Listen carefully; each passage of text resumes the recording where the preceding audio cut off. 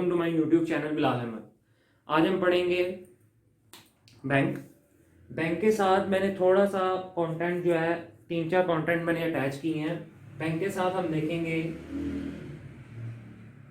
जो हमारे दूसरे फाइनेंशियल इंस्टीट्यूशंस हैं लाइक आईएमएफ, ठीक है, और वर्ल्ड बैंक।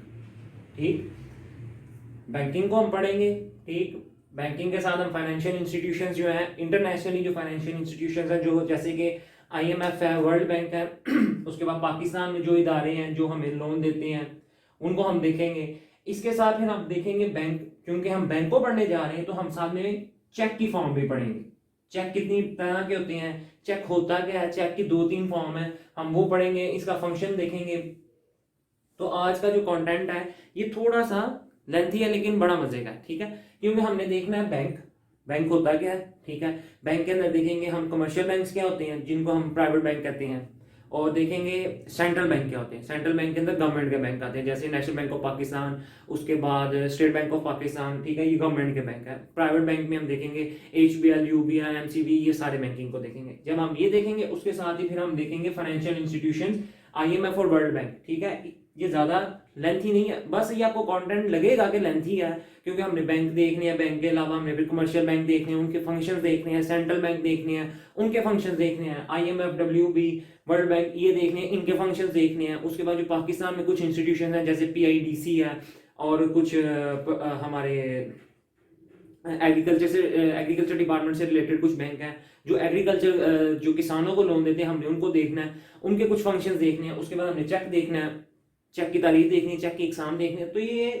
कहने को दरअसल लंबा लगता है कि कंटेंट ज्यादा हो जाएगा, लेकिन ऐसा है नहीं, हमने परेशान नहीं होना। इनके फंक्शन ज्यादा नहीं है और इनके फंक्शन आपस में काफी हद तक मिलते जुलते हैं। ठीक है, वक्त ज़ाया किए बगैर देखते हैं बैंक।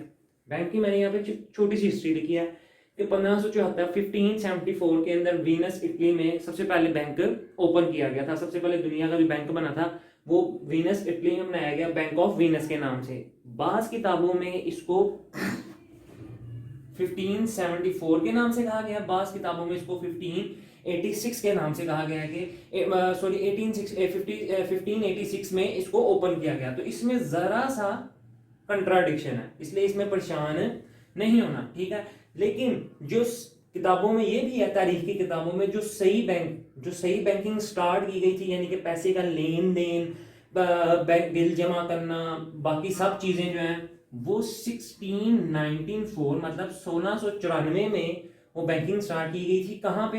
Bank of England. जब बैंक ऑफ इंग्लैंड का इफ्तिताह किया गया, उसका रिबन काटा गया, उसका धागा काटा गया, तो वहां पे सही तरीके से बैंकिंग को स्टार्ट किया गया। बैंक ऑफ वीनस में किस तरह की बैंकिंग की जाती थी ये हमें किताबों में, तारीख की किताबों में इतनी नहीं मिलती, लेकिन बैंक ऑफ इंग्लैंड में मिलता है कि ये बैंक लोगों को एक्चुअली में लोन देने के लिए और लोगों के पैसे को सेव करने के लिए, सेविंग की पर्पस के लिए ओपन किया गया था। और बैंक की अगर आप तारीफ भी पढ़ें कि बैंक होता क्या, तो बैंक की बेसिक जो तारीफ है वो यही तारीफ है कि जो लोगों की अमानतों को अपने पास रखे, यानी कि अमानतें मतलब पैसा, रुपया पैसा। और आजकल लोग माशाल्लाह से बैंक में सोना, चांदी और प्रॉपर्टी के पेपर वगैरह रखवाते हैं उन लॉकर्स में, वो उनकी भी सिक्योरिटी वो करते हैं। ठीक है, और बैंक का जो मेन पर्पस क्या है? लोगों को कर्जा देना। बेसिकली आप बैंक की कहीं पे भी तारीफ पढ़ेंगे तो उसकी बेसिक तारीफ यही है, डेफिनेशन यही है कि लोगों की अमानतों को अपने पास रखना और लोगों को कारोबार की गर्ज से या किसी और गर्ज से, ठीक है, उनको कर्जा फराहम करना।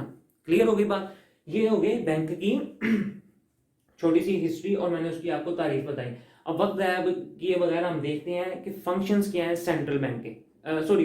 सेंट्रल बैंक के सबसे पहले देख लेते हैं फंक्शंस क्या है, उसके बाद कमर्शियल बैंक के बैंकिंग के फंक्शंस हम सेंट्रल बैंक कहते हैं मरकजी बैंक, जो कि किसी भी एक मुल्क का सेंट्रल बैंक होता है, मरकजी बैंक, जिसपे उसकी हुकूमत जो है, जो हुकूमत के साथ मिलकर काम करता है। ठीक है, जैसे पाकिस्तान की हुकूमत के साथ मिलके, गवर्नमेंट ऑफ पाकिस्तान के साथ मिलके कौन सा बैंक काम करता है? State Bank of Pakistan. State Bank of Pakistan जिसको तमाम बैंकों के अबूजी भी कहा जाता है, मतलब कि तमाम बैंकों का बैंक कहा जाता है। ठीक है, जिसकी इनॉग्रेशन, जो सबसे पहले जिसकी बुनियाद किसने रखी? कायद आज़म मोहम्मद अली जिन्ना ने अपने हाथों से इसकी इनॉग्रेशन की। कब? 1 जुलाई 1948। ठीक है। 1 जुलाई 1948 में स्टेट बैंक ऑफ पाकिस्तान की बुनियाद रखी गई और कायद आज़म ने इसकी बुनियाद रखी। स्टेट बैंक ऑफ पाकिस्तान के कुछ फंक्शन है, ठीक है, जो मैंने यहाँ पे लिखे हैं। नोट इशूइंग एजेंसी, यानी कि नए नोट को नए नोट शाया करना। Fixed fiduciary system, bank of state, bankers bank, lender of last resort, controller of money market, ठीक है। यानी कि नोट इशूइंग एजेंसी यानी कि नए नोट छापना, कितने नोट छापे जाएंगे, किस तरह के नोट छापे जाएंगे, इन सारों का जो function of the state bank के अंदर क्या है, नोट इशूइंग एजेंसी, मतलब कि नए नोट छापना, कितने नोट पाकिस्तान में छापे जाएंगे, ठीक है, उन सब का जो फैसला करने वाला है ना वो स्टेट बैंक है। आप कभी नोट कीजिएगा, जब हमने ईद पे, शबरात पे, किसी भी फंक्शन में हमें नए नोट चाहिए होते हैं ना, तो हम ज़्यादातर कमर्शियल बैंक के पास जाते हैं। कमर्शियल बैंक वाले ज़्यादातर एक बहाना लगा देते हैं कि जी हमें स्टेट बैंक ने नया नोट इस दफ़ा नहीं दिया, जबकि स्टेट बैंक ने हमें नया नोट नहीं दिया। तो इसका क्या मतलब है, कमर्शियल बैंक के पास, जो प्राइवेट बैंक है, इनके पास कोई अथॉरिटी नहीं है, नया नोट छापने की तमाम अथॉरिटी इसके बाद है स्टेट बैंक ऑफ पाकिस्तान के पास। बाज़ औक़ात हम पुराने जो फटे हुए नोट है ना वो दे देते हैं उनको, प्राइवेट बैंकों को। प्राइवेट बैंक उसका करता क्या है, हम कहते हैं हमसे प्राइवेट बैंक फटा हुआ पुराना नोट तो ले लेता है, हमें उसके बदले साफ सुथरा एक नया नोट दे देता है। पुराने नोट जाते कहाँ हैं, पुराने नोट वो इकट्ठे करते हैं, उनका वो सारा हिसाब किताब करके नंबरिंग वगैरह लिख के वो किसके पास चले जाते हैं, स्टेट बैंक के पास। स्टेट बैंक उन नोट को क्या करता है, उन नोटों को वो डिमोलिश कर देता है या टोटली खत्म करके उन्हीं के नंबर जो लिखे होते हैं, आपने नोट के ऊपर कभी नंबर लिखे हुए देखे होंगे, BC AB 1 2 3 4 लंबा से उसका डिजिट होता है, ठीक है, उसी तरह का नया नोट दोबारा छापा जाता है और उसको दोबारा मार्केट में शाया कर दिया जाता है। अच्छा, फिक्स फिड्यूशरी सिस्टम, इस ये क्या, मोइना हद का निज़ाम, मतलब कोई बैंक अगर ओपन होता है या फिर हुकूमत पाकिस्तान नया नोट छापने के लिए कहती है, तो इसकी एक छोटी सी पॉलिसी है, ठीक है। वैसे बाज़ औक़ात हम उस पॉलिसी को नहीं मानते, लेकिन वो एक्चुअली में पॉलिसी है क्या। सपोज डैट कोई ना कोई अमानत उसको दे दी जाती है, उस पॉलिसी, इस सिस्टम के तहत कुछ ना कुछ अमानत हुकूमत या कोई और सेंट्रल कमर्शियल बैंक जो है वो क्या करता है, या पार्लियामेंट के थ्रू उसको दिलवा दी जाती है स्टेट बैंक को कि हम आपको 10 करोड़ रुपए का सोना देने जा रहे हैं, गिरवी देने जा रहे हैं, आप हमें 10 करोड़ रुपए के 1000 वाले, 5000 वाले, 500 वाले, 100 वाले, 50 वाले, 20 वाले या 10 वाले नए नोट छाप कर दे दें।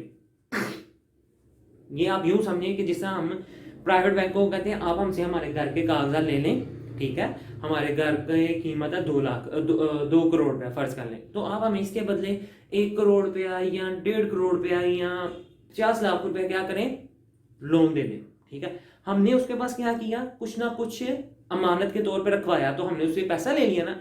इसी तरह पार्लियामेंट में इसका फैसला किया जाता है और बतौर कानून साज असम्बली जो है ना मुकर्रर की जाती है, वो बतौर कोई चीज सोना चांदी की मिकदार स्टेट बैंक ऑफ पाकिस्तान के पास गिरवी रखवाती है और स्टेट बैंक हमें फिर नए नोट छाप कर दोबारा दे देता है। क्लियर हो गई बात। बैंक ऑफ द स्टेट, मैंने आपको भी बताया कि ये स्टेट बैंक ऑफ पाकिस्तान, ये सेंट्रल बैंक जो है किसी भी कंट्री का, वो क्या होता है, स्टेट का अपना बैंक होता है और स्टेट भी इसको ओन कर रही होती है। स्टेट भी इसको चाहे तो नया नोट छापने पे मजबूर कर सकती है और उससे अपनी कुछ पॉलिसी मनवा सकती है। क्लियर हो गई। बैंकर्स बैंक, ये जितने भी बैंकर है ना, सॉरी बैंक है ना हमारे पास private bank, HBL, ABL, UBL, मिजान और भी बैंक ऑफ पंजाब, तरह तरह के सुनहरी बैंक, जितने भी बैंक हैं, इन तमाम बैंकों का एक अब्बू जी होते हैं और उनको कहा जाता है स्टेट बैंक ऑफ पाकिस्तान, या सादा ज़बान में उसको सेंट्रल बैंक कहा जाता है, मरकजी बैंक कहा जाता है। क्योंकि कोई भी शख्स अगर कोई बैंक ओपन करना चाहता है ना, वो स्टेट बैंक ऑफ पाकिस्तान के बगैर ओपन नहीं कर सकता। वो स्टेट बैंक ऑफ पाकिस्तान के पास एक huge amount of money, gold, silver, any kind of property, वो उसके पास क्या करता है, गिरवी रखवाता है। फिर वो उसकी पॉलिसी होती है, उस पॉलिसी के ऊपर पूरा उतरता है, तो वो फिर एक बैंक ओपन करता है, ठीक है। अब आप कहेंगे कि जी बैंक, एक फर्ज कर लें HBL, मैं अपना बैंक खोलने जा रहा हूँ, ABC बैंक, ठीक है, मैं अपना बैंक खोलने जा रहा हूँ, तो मैं अपने बैंक के लिए स्टेट बैंक से किस बात की इजाजत लूँ, ठीक है, और अगर इजाजत ले रहा हूँ तो मैं उसके पास पैसा किस चीज के लिए लगाऊं। ओ भाई, अगर कल को मैं लोगों के पास इतने मैंने अकाउंट ओपन करने हैं, मेरे पूरे पाकिस्तान में ब्रांचेज होंगी, या सपोज मेरी सिर्फ पंजाब में ब्रांचेज हैं, तो मेरे पास इतने ज्यादा अकाउंट आएंगे, इतने ज्यादा लोगों का पैसा मेरे पास आएगा, अगर मैं कल को लेके भाग गया तो उसका जिम्मेदार कौन होगा? State bank. फिर वो जो कुछ लोगों की जो अमानतें होती हैं ना, वो फिर स्टेट बैंक वापस करता है, ठीक है। इसलिए स्टेट बैंक ऑफ पाकिस्तान जो है तमाम बैंकों का बैंक है, वो एक तरह प्राइवेट बैंक। वो क्या करते हैं, वो जनाब लोग जब उनको अमानतें दे के जाते हैं तो वो आधी अमानतें अपने पास रखते हैं और आधी अमानतें अगले किसी बंद पार्टी को उधार पे दे देते हैं ताकि उस पर सूद कमा सकें। और जब सूद रिटर्न नहीं हो पाता, सूद रिटर्न नहीं हो पाता तो फिर क्या करते हैं, स्टेट बैंक के साथ कुछ मिल के शेयर वगैरह इशू किए जाते हैं, ठीक है, ताकि उसको और ताकि जो पैसा एक बंदे का जितना नुकसान बैंक को उठाना पड़ा है वो फिर उस तरीके से उसको पूरा करते हैं। वो शेयर मार्केट में बेच देते हैं, जिसको हिस्सेस कहा जाता है। हिस्सेस को वो मार्केट में बेच देते हैं, इशू करते हैं, लोग उन हिस्सेस को खरीदते हैं। इस तरह वो फिर पैसा दोबारा कमा के अगले की इमानत को पूरा करते हैं। इसलिए इनको आखिरी जितने भी ये जो बैंकर होते हैं, ये जो प्राइवेट बैंक है, उनका एक तरह का काबा ये बनता है स्टेट बैंक ऑफ पाकिस्तान जी, controller of money market. Money market को भी हर तरह से स्टेट बैंक कंट्रोल कर रहा था, अपनी मुट्ठी में लिया होता है। कितना वो चाहेगा मार्केट में करेंसी जाएगी, उसके ऊपर कितना आपने वो इंटरेस्ट रेट रखना है, ठीक है, उसके ऊपर डॉलर का क्या रेट जाएगा, डॉलर अगर ज़्यादा जा रहा है पाकिस्तानी करेंसी के, कितना नोट नया छापेगी, हमने जो है 60 साल से ऊपर के लोगों को कितना पैसा देना है, उसके ऊपर कितना इंटरेस्ट देना है, और हमने 60 साल से नीचे के लोगों को कितना इंटरेस्ट देना है, बेवा को कितना देना है, यतीमों को कितना मिलेगा। तो ये सारे की सारी जो पॉलिसी कंट्रोल कर रहा होता है ना, ये एक्चुअली में पीछे स्टेट बैंक कंट्रोल कर रहा होता है। तो ये थे स्टेट बैंक ऑफ पाकिस्तान यानी कि सेंट्रल बैंक के थोड़े बहुत फंक्शन। अब हम देखते हैं कमर्शियल बैंकिंग के, उनके फंक्शंस क्या होते हैं।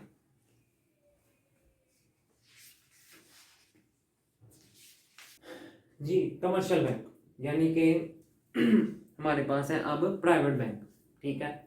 इनके मैंने कुछ फंक्शंस लिखे हैं। एक्सेप्टिव डिपॉजिट यानी कि खाता खोलना, फिक्स डिपॉजिट एक खास हद तक खाते को बंद या अकाउंट में पैसा रखना, करंट डिपॉजिट यानी कि तलबी अमानतें, ठीक है, सेविंग डिपॉजिट यानी कि उसको हम सेविंग पर्पस के लिए सेव करवा देते हैं कि इसके ऊपर हमें कुछ प्रॉफिट मिलेगा, profit and loss sharing account, advancing loans, safe transfer of money, locker services और इन्वेस्टमेंट। एक्सेप्टेड डिपॉजिट मतलब लोगों की मानते, लोग जाते हैं अपना अकाउंट ओपन करवाते हैं, ठीक है, वो फटाफट ही ओपन कर लेते हैं, वो कहते हैं जी मैं वेलकम वेलकम। उनको नहीं होता है कि ये बंदा किस तरह का, ये एक तो होता है ना अकाउंट्स में भी टाइप्स होती हैं, वो फाइनेंस में चली जाती हैं कि कौन सी टाइप है, उसके ऊपर कितना इंटरेस्ट है, उसके ऊपर उसका रेट ऑफ रिस्क रेट कितना है, रेट ऑफ रिटर्न कितना है, ठीक है। फिक्स डिपॉजिट कुछ हम खास हद तक 1 साल 2 साल 3 साल 10 साल की हद तक क्या करते हैं, हम कहते हैं हमारा पैसा पड़ा है, इसके ऊपर जब हमारे पास वो होगा, क्या नाम लेते हैं, हमारे पास इतना प्रॉफिट हो जाएगा तो हम इतने सालों बाद जब इतना प्रॉफिट हो जाएगा तो हम ये पैसा निकलवा लेंगे। अगर हम उसको 10 साल से पहले निकलवाते हैं तो हमें उसके ऊपर किसी किस्म का कोई प्रॉफिट नहीं मिलता, बस वो हमें हमारी असल रिजर्व मिल जाता है और बाकी पैसा बैंक के पास चला जाता है। करंट डिपॉजिट वो होते हैं जो कि आप अकाउंट ओपन करवा लिया, आप जब चाहें जिस वक्त चाहें आप उसके अंदर से पैसा निकलवा सकते हैं।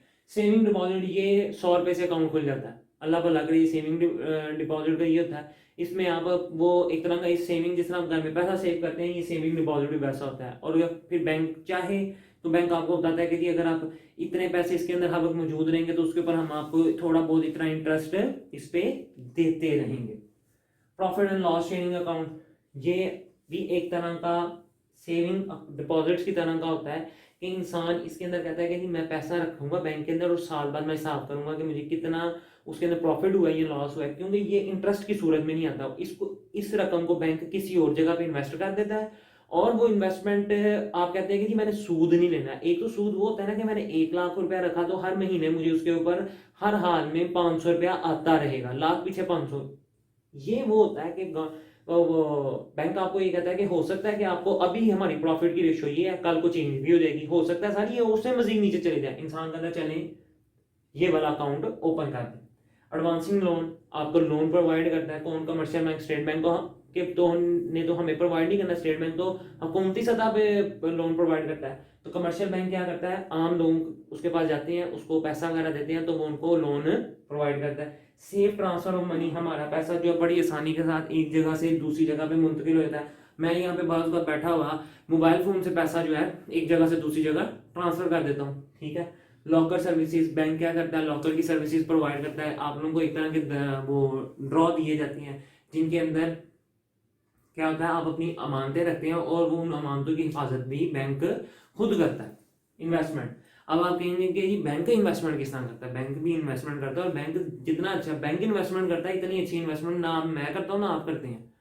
बैंक लोगों को कर्जे के ऊपर क्या करता है, लोन प्रोवाइड करता है, ठीक है। और बैंक, अगर आप कभी ये सोचिए ना कि बैंक प्रॉफिट लॉस में जाएगा, बैंक कभी भी लॉस में नहीं जाएगा।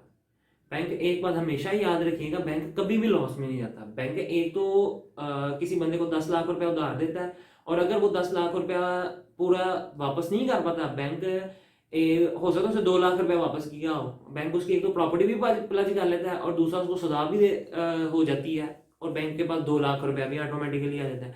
और बैंक ने हमेशा कोशिश यही करता है कि वो वाली प्रॉपर्टी उसकी पहले देख के उसको लोन देता है। एडवांसिंग जो लोन हम देख रहे हैं वो प्रॉपर्टी, वो चीज देख के उसको लोन देता है जिसके अंदर उसको प्रॉफिट होता है। तो ये एक तरह की बैंक क्या कर रहा होता है, इन्वेस्टमेंट कर रहा होता है कि मैंने लॉस में नहीं खेलना। क्लियर हो गई बात। ये थी कमर्शियल बैंक के फंक्शंस, ठीक है। अब आप इनका कंपैरिजन भी बना सकते हैं, ठीक है। अगर आप चाहें तो इनका कंपैरिजन भी बना सकते हैं कि स्टेट बैंक के एक तरफ पॉइंट लिख रहे हैं और एक तरफ कमर्शियल बैंक के आप पॉइंट लिख के उनका बड़ा अच्छा कंपैरिजन आपके साथ बन सकता है कि इसमें कौन से अकाउंट्स होते हैं। ये स्टेट कमर्शियल बैंक जो ने नोट इशू नहीं करता, वो कौन करता है, State Bank of Pakistan note issue करता है, ठीक है। मॉनेटरी पॉलिसी कौन बनाता है, पैसे की मिकदार किसने तयन करनी होती है, स्टेट बैंक ने करनी होती है, ना कि कमर्शियल बैंक ने करनी होती है। क्लियर होगी बात। अब हम देखते हैं, क्योंकि हमने ये इंस्टीट्यूशंस पढ़े, अब हम देखते हैं IMF वर्ल्ड बैंक वो क्या है जी। तो हमारे पास है IMF, यानी कि बैनुल अक़वामी मालियाती इदारा। ये बहुत छोटा सा एक टॉपिक है, इसके अंदर हम याद करने वाली चीज़ें क्या हैं, इसके अंदर याद करने वाली चीज़ें हैं कि 1944 में बना था ब्रेटन वुड के मुकाम पे, जिसके अंदर 44 ममालिक ने इसको अंदर शमूलियत इख्तियार की। मतलब जब इसको बनाया गया तो इसकी बुनियादों के अंदर कितने ममालिक शामिल थे, 44 ममालिक, ठीक है। नवंबर 1947 के अंदर इसके अंदर कितने ममालिक शामिल हो गए, 138 ममालिक इसके मेंबर बन चुके हुए थे।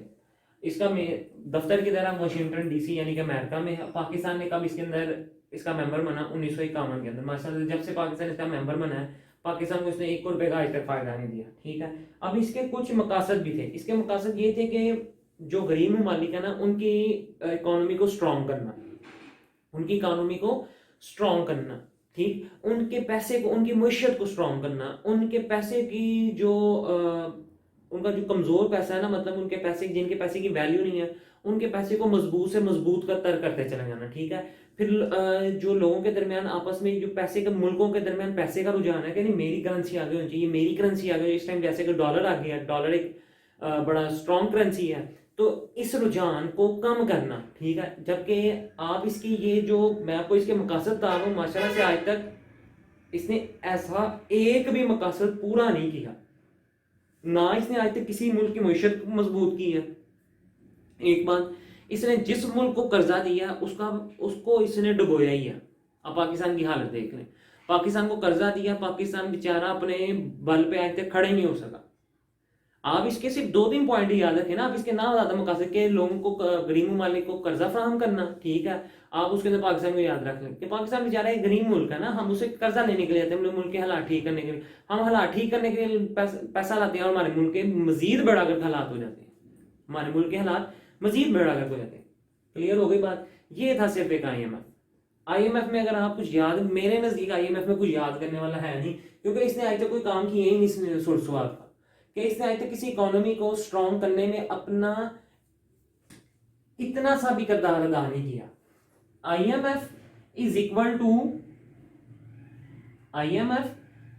टू UN, ठीक है ना। आज तक ये किसी की इकोनॉमी को स्ट्रॉन्ग कर सका, ठीक, और ना आज तक माशाल्लाह से ये किसी का मसला सॉल्व कर सका।